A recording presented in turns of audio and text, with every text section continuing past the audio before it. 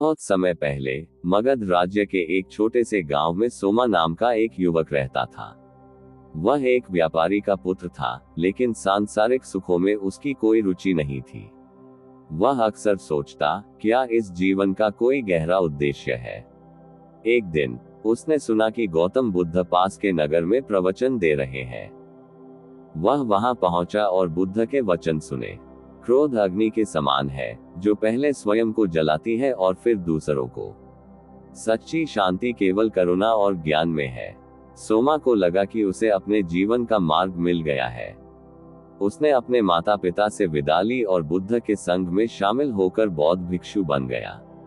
बौद्ध संघ में आने के बाद सोमा को सिखाया गया कि एक भिक्षु को त्याग, धैर्य और करुणा का पालन करना चाहिए।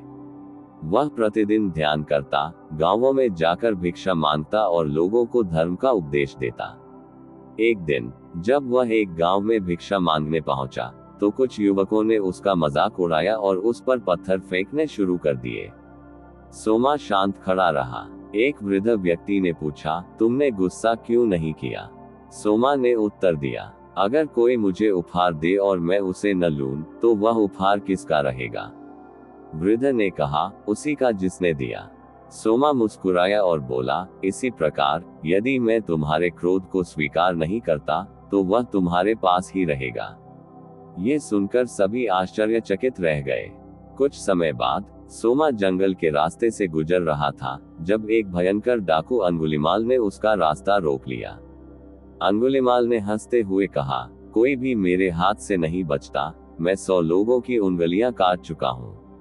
सोमा ने शांत भाव से उत्तर दिया, तुम्हें क्या लगता है, बल से बड़ा क्या हो सकता है? अंगुलिमाल चौंका और बोला, डर। सोमा मुस्कुराया और कहा, नहीं, करुणा। क्रूरता से भय पैदा होता है, लेकिन करुणा से प्रेम जन्म लेता है।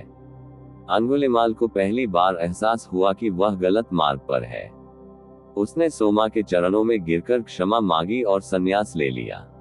सोमा ने आत्मज्ञान की ओर अपनी यात्रा शुरू की और सोमा ने कई वर्षों तक ध्यान किया और अपने भीतर की सभी इच्छाओं को समाप्त कर दिया। अब वह किसी भी सुख दुख से विचलित नहीं होता था। एक दिन जब वह ध्यान में लीन था, उसे आत्मज्ञान प्राप्त हुआ। उसने महसूस किया कि संसार नाशवान है, लेकिन करुणा और ज्ञान अमर है। अब वह केवल एक साधारण भिक्षु नहीं, बल्कि अरहंत बन चुका था। निर्वाण की प्राप्ति। अपने अंतिम दिनों में सोमा बुद्ध से मिला। बुद्ध ने उसे देखकर कहा, तुमने अपने मन के अंधकार को प्रकाश में बदल दिया। अब तुम्हारा मोक्ष निकट है।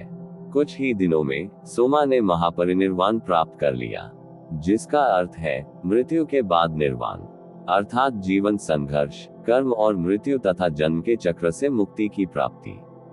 हमें इस कहानी से सीख मिलती है कि क्रोध का उत्तर क्रोध से नहीं, बल्कि धैर्य से देना चाहिए।